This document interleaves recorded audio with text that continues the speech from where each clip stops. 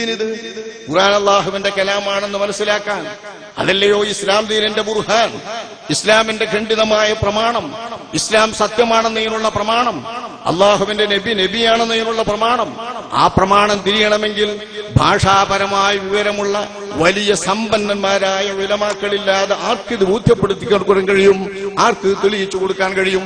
അങ്ങനെയുള്ള ഉലമാക്കളെ വാർത്തുവിടുന്നതിന് വേണ്ടിയാണ് നമ്മുടെ മഖ്ദൂമി പാരമ്പര്യത്തിലുള്ള കേരളത്തിലെ ദർസുകളിൽ ഊന്നൽ നൽകിയിരുന്നത്. ഇതര നാടുകളിൽ ദർസുകളിൽ ഇതിനു വേണ്ടിയുള്ള സമയം ചെലവഴിക്കുന്നത് വളരെ കമ്മിയായിരുന്നു.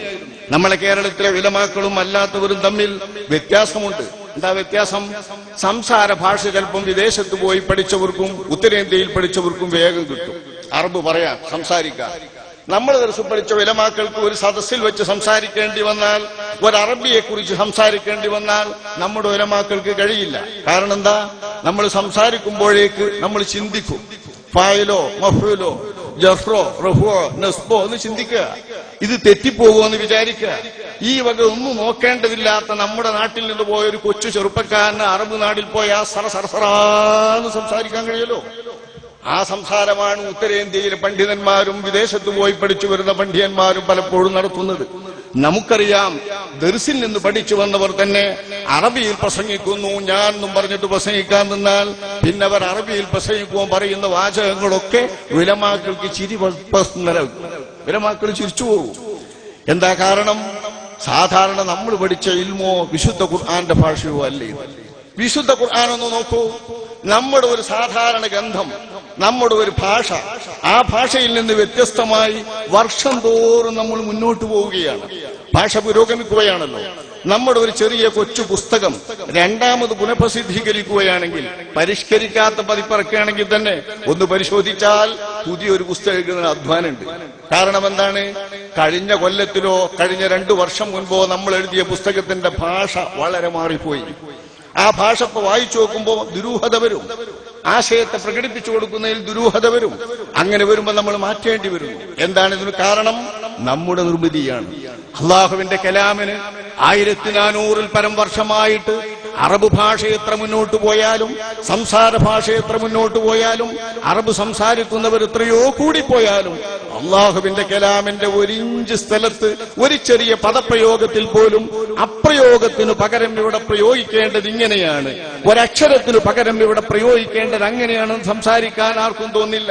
എന്താണ് കാരണം? ഏത് വിദ്വാൻമാർ എത്രമേൽ പഠിച്ച് വിദ്വാൻമാരായവരാണെങ്കിലും വിശുദ്ധ ഖുർആനിന്റെ മുമ്പിൽ അവർ തലകുനിക്കേണ്ടി വരികയാണ്. വിശുദ്ധ ഖുർആന്റെ അവതരണ കാലത്തുള്ള വാമ്പന്മാരൊക്കെ ഇത് സമ്മതിച്ചു എന്നത് തന്നെയാണ് വിശുദ്ധ ഖുർആന്റെ ഏറ്റവും വലിയ തെളിവ്.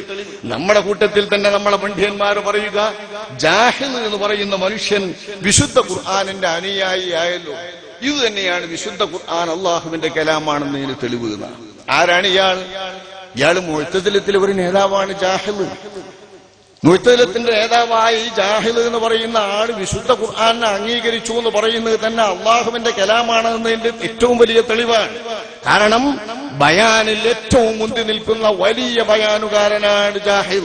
ആ ജാഹിൽ വിശുദ്ധ ഖുർആന്റെ മുമ്പിൽ ശിരസ്സു കുനിക്കുന്നു.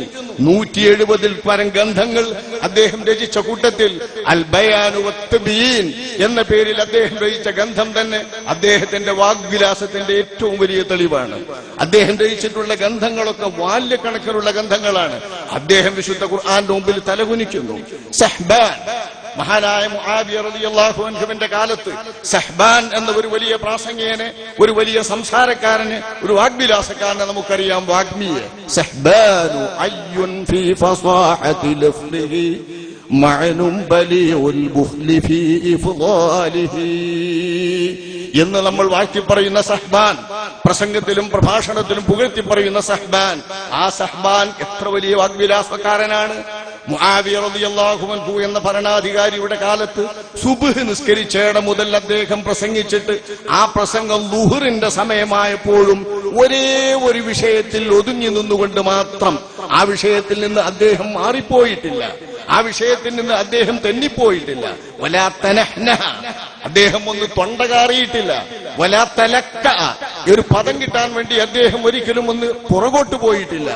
അദ്ദേഹം ഒരിറ്റ് വെള്ളം കുടിക്കാൻ പോലും അദ്ദേഹം സമയം കളഞ്ഞിട്ടില്ല.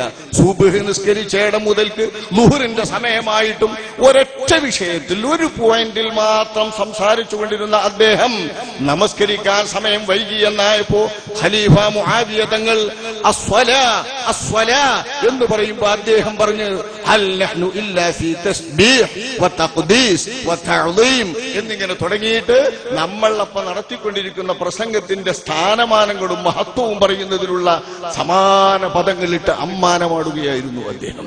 ഈ വാഗ്വിലാസക്കാരനായ സഹ്ബാൻ, അദ്ദേഹത്തെ പോലുള്ളവർ വിശുദ്ധ ഖുർആന്റെ മുന്നിൽ മുട്ടിപ്പോകുന്നത്.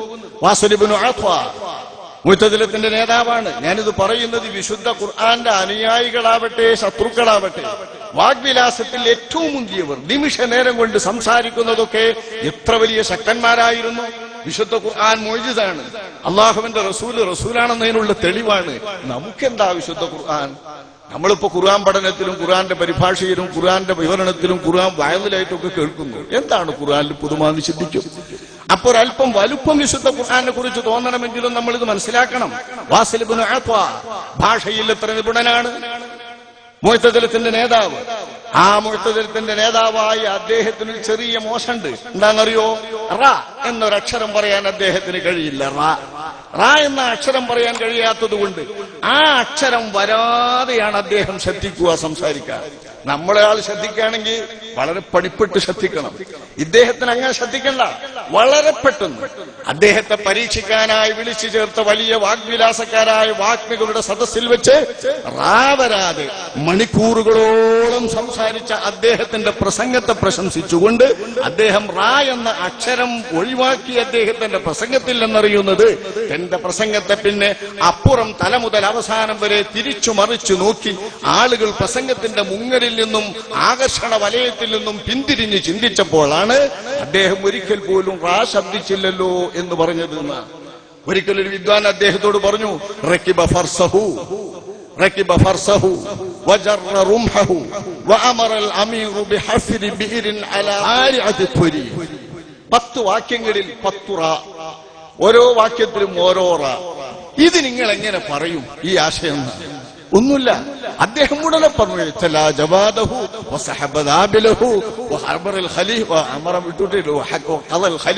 പറഞ്ഞ ആ വിഷയം ഒറ്റെടുക്ക്. 10 റാ ഒഴിവാക്കിയിട്ട് നിമിഷ നേരം കൊണ്ട് ഇത്ര വലിയ വിദ്വാൻമാർ അഷ്റഫുൽ ഖൽഖ് സ്വല്ലല്ലാഹു അലൈഹി വസല്ലമ തങ്ങൾ എന്ന ഉമ്മയ്യ നിരക്ഷരരായ മുത്തുനബി സ്വല്ലല്ലാഹു അലൈഹി വസല്ലമ തങ്ങൾ, ആ നിരക്ഷരരായ മുത്തുനബിയിൽ നിന്നിറങ്ങിയ മുത്തുനബി തങ്ങൾ അവതരിപ്പിച്ച മുത്തുനബി തങ്ങൾ ഓതിക്കൊടുത്ത ഖുർആന്റെ മുമ്പിൽ തലകുനിച്ചപ്പോൾ ആ ഖുർആൻ എന്നും അജയ്യമാണ്. ആ അജയ്യമായ ഖുർആനിന്റെ ബയാൻ നടത്തിയിരുന്ന മഹാന്മാർ, ആ മഹാന്മാരിലൂടെയാണ് ഈ ദീനിന്റെ വിശുദ്ധിയും ഈ ദീനിന്റെ സത്യതയും ഇവിടെ നിലനിൽക്കുന്നത്.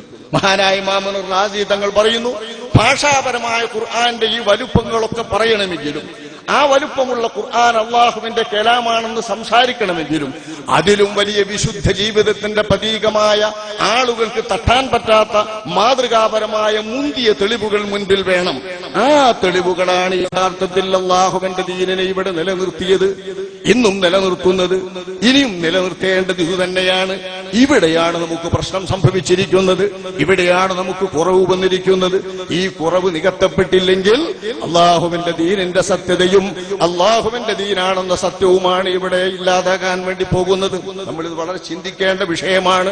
ഇമാം റാസി റളിയല്ലാഹു അൻഹു പറഞ്ഞു, 1,24,000 പേർ അള്ളാഹു സുബ്ഹാനഹു വ തആല സൃഷ്ടിച്ച് അള്ളാഹു പ്രത്യേകം ആദരിച്ച് പ്രവാചകന്മാരായി അയച്ചിട്ടുള്ള ആ പ്രവാചകന്മാരുടെ വിശുദ്ധി ഇന്നും നമ്മളിങ്ങനെ വായിക്കുമ്പോൾ അവരുടെ വിശുദ്ധി നമുക്ക് ബോധ്യപ്പെടുകയാണ്.